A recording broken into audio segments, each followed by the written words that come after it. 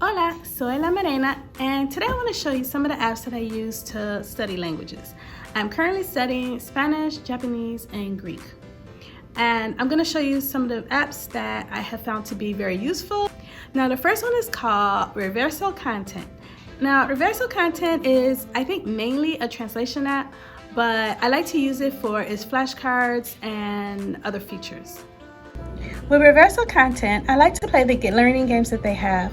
Right here, you can see where it says Learning Strategy. If you press that, it shows you where you can download offline flashcards. And they also have different learning strategies, which quite honestly, I haven't really tried to use these yet, so I'm not sure exactly how all of them work. Right here, you have like your learning games. So the app will pronounce the word for you. And if you press here on the microphone, you can check your pronunciation. Revancha.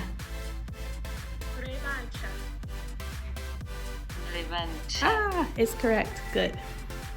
When I'm using the app for Spanish, I'm usually using it for the vocabulary words. They give you a definition and you can see the word used in context. They give you multiple sentences so that you can see how the word is used in different situations. I like that most of the words that I find on here are low frequency words, which is really good because I'm learning new vocabulary, even though the word desafío I use all the time. Now, the next thing, and you can also have a quiz, and it keeps track of the cards that you have seen, the cards that you have in progress, and what you have memorized. And once you said that you've memorized certain cards, it puts them down here and you move up in levels. So right now I'm in a beginner level because I just started the app. Also with Reverso Content, you can change your languages. So I can do what's called double dipping, where I can say the language that I want to learn is Japanese and the language that I know already is Spanish. So this way, when they're giving me words that I'm learning, I can see the Spanish translation. So now I am practicing two languages at one time.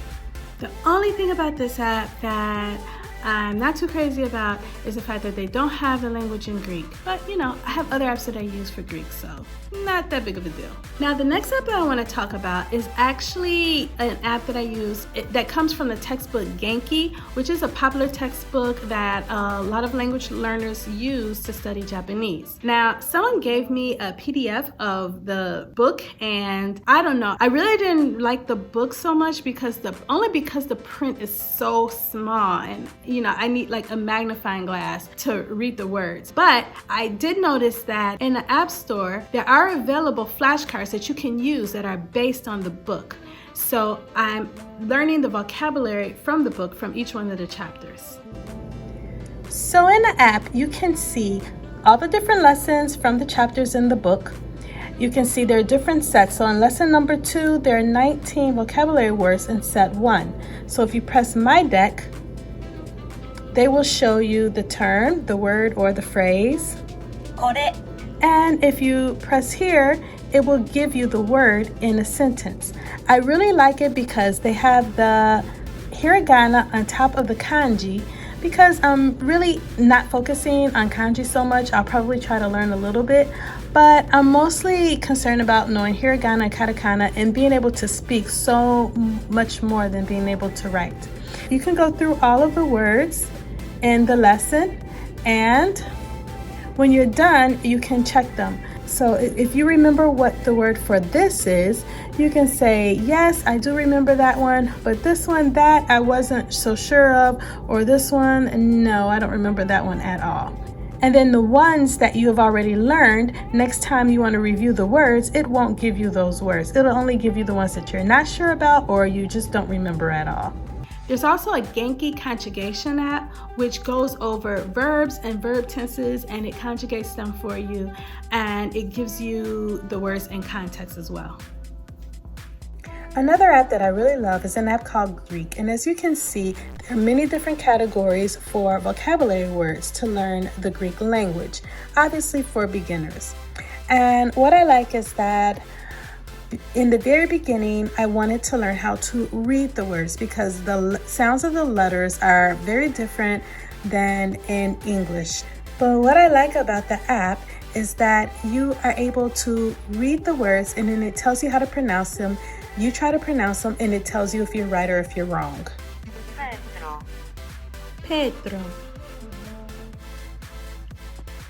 Now the next app that I want to talk about is the Teach Yourself app.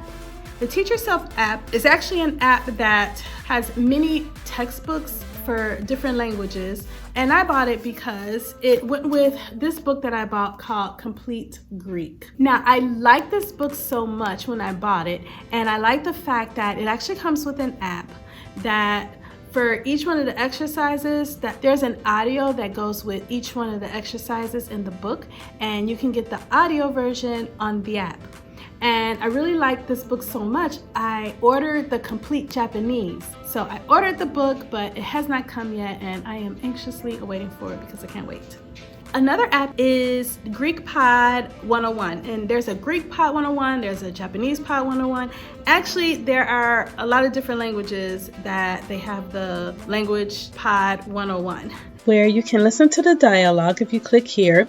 They have the different vocabulary, you can get the pronunciation of the words, and also down below there are grammar notes. They tell you a little bit about the culture. With Japanese, it's the same thing. It's the same setup. Here in Japanese, it's pretty cool because you can click from kanji. If you want to see the English, you have the English right here, or in Romanji, have it written in hiragana, or you can have all of them, all of the above. And of course you have the vocabulary and a little bit of cultural notes. This is pretty much what you can get for the free version, but you can also take like multiple choice assessments in order to test yourself. So there you go. Those are just some of the apps that I am using right now currently to try to study my 3 languages.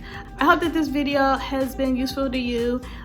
Please give me a like and please subscribe to my channel. Please leave a comment and let me know, have you tried to use any of these apps? What did you think about them? Or what apps do you use that help you with your language learning?